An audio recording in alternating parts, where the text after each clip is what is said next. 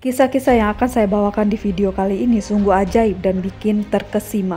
Bagaimana mungkin ada orang jatuh dari pesawat yang sedang terbang namun tetap hidup, apalagi orang tersebut jatuh tanpa parasut. Ya, dunia kita ini mempunyai banyak keajaiban dan mukjizat yang benar-benar nyata. Sebelum saya masuk ke videonya, jangan lupa untuk subscribe channel saya ini agar channel saya ini bisa berkembang dan saya bisa terus menyajikan berbagai fakta dan kisah-kisah menarik lainnya. So, kita mulai saja ke video yang pertama.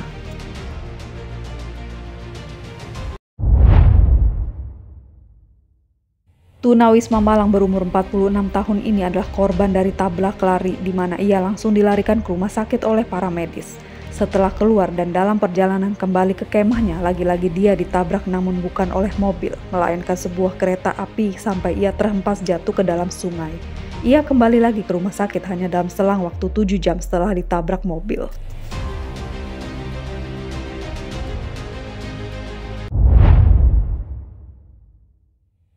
Berapa sih kemungkinan manusia dapat disambar petir?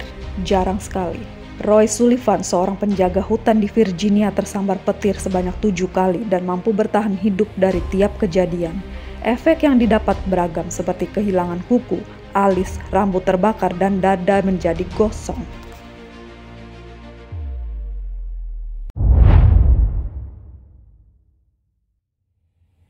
Ini merupakan cerita yang luar biasa. Pesawat yang mengangkut tim rugbi sekolah Stella Maris dari Uruguay menuju Chile secara tragis menabrak puncak gunung es, membunuh 12 orang. Orang yang selamat harus bertahan dari kondisi ekstrim gunung es tersebut. Suhunya saja mencapai minus 30 derajat, belum lagi angin dan makanan yang terbatas. Satu persatu dari mereka tewas sampai hanya tersisa 1 orang saja yang mampu bertahan hidup dengan memakan temannya yang telah meninggal. Tekadnya untuk hidup sangat besar. Orang ini akhirnya sanggup mencapai Chile dengan berjalan kaki.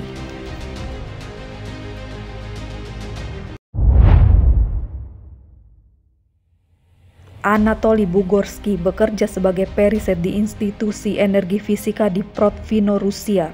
Ketika sedang memeriksa alat yang rusak, Anatoly membungkuk di atas peralatan tersebut sehingga kepalanya berada di jalur sinar proton. Sinar tersebut lalu masuk menembus tengkorak kepalanya dengan kekuatan 200.000 rats. Biasanya hanya dengan 500 rats saja sudah cukup untuk membunuh manusia. Tapi untuk kasus Anatoly, dia hanya mengalami pembengkakan wajah sampai-sampai mukanya tak bisa dikenali lagi. Sinarnya membakar berbagai bagian dari tulang muka dan jaringan otaknya.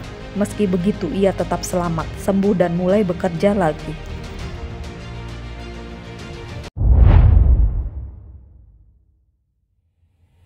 Bukan perjalanan yang mulus bagi guru musik Franz Selak untuk mencapai umurnya yang sekarang ini.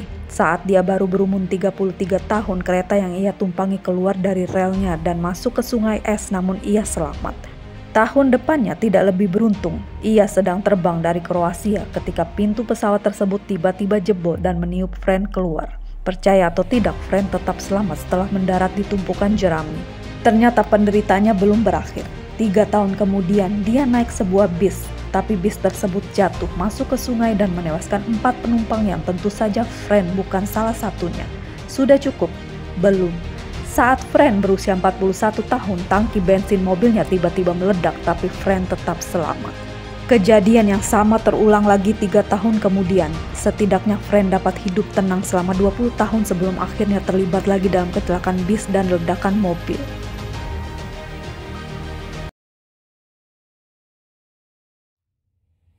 Pendaki pemberani ini berambisi untuk menaklukkan Gunung Siula Grande yang terkenal sangat susah didaki namun lebih susah lagi untuk berjalan turunnya. Bersama temannya Simon Yates, dia mulai mendaki namun jatuh sekitar 30 meter ke dalam jurang menyebabkan kaki kanannya patah. Setelah beberapa lama, Yates mengira bahwa Simpson telah meninggal sehingga ia melanjutkan perjalanannya seorang diri. Tapi Simpson masih bernafas. Karena sangat mustahil baginya untuk memanjat ke atas, dia memutuskan untuk terus meluncur ke dalam dengan harapan menemukan jalan keluar.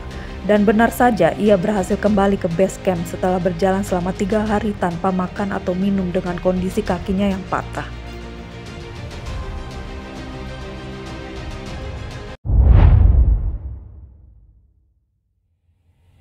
Trauman Duncan adalah orang yang berhasil selamat setelah terlibat dalam kecelakaan paling menyeramkan yang tidak dapat kamu bayangkan. Petugas kereta api ini tanpa sengaja jatuh ke jalur kereta api di mana sebuah kereta lalu menyeret dan membelah dirinya menjadi dua. Ajaibnya, Trauman masih sadarkan diri dan mampu menelpon 911 untuk meminta bantuan. 45 menit kemudian tim penyelamat datang untuk mengeluarkan Trauman dari bawah kereta. Meski darah berceceran di mana-mana dan dia kehilangan dua kakinya, Trauman tetap sadar dan hidup sampai sekarang.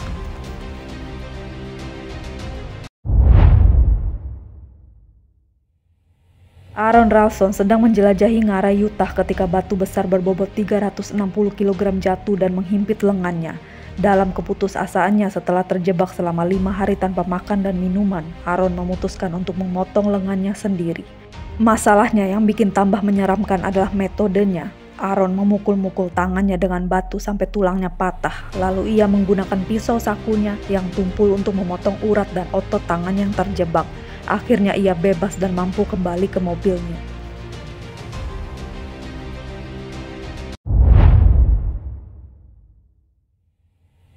Pramugari 22 tahun bernama Vesna Vulovic mengejutkan dunia ketika dia tetap hidup setelah jatuh dari ketinggian 10.058 meter. Namanya masuk ke dalam Guinness Book of World Record untuk orang yang berhasil selamat setelah jatuh dari jarak yang paling tinggi tanpa parasut. Vesna adalah pramugari Yugoslav Airlines yang saat itu sedang terbang dari Copenhagen menuju Belgrade. Dia tidak tahu bahwa grup pemberontak telah menaruh bom di pesawat tersebut yang lalu meledak dan menyebabkan pesawat itu menabrak gunung. Semuanya tewas kecuali Vesna. Tulang tengkoraknya remuk, kaki dan tulang belakangnya patah, namun dia tetap selamat.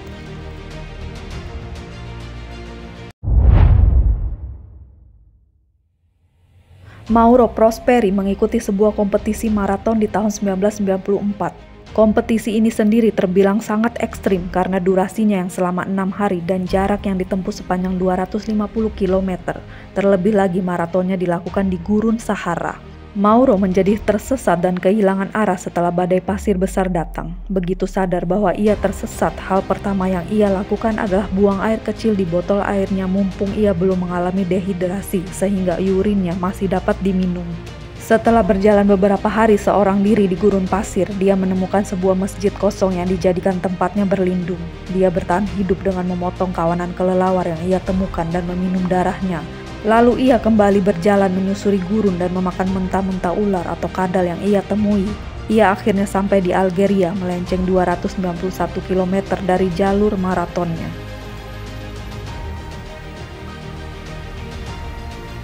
Nah, itu tadi adalah kisah-kisah dari beberapa orang yang harusnya mati tapi tetap hidup. Bagaimana pendapat kalian guys? Jangan lupa tulis di kolom komentar ya.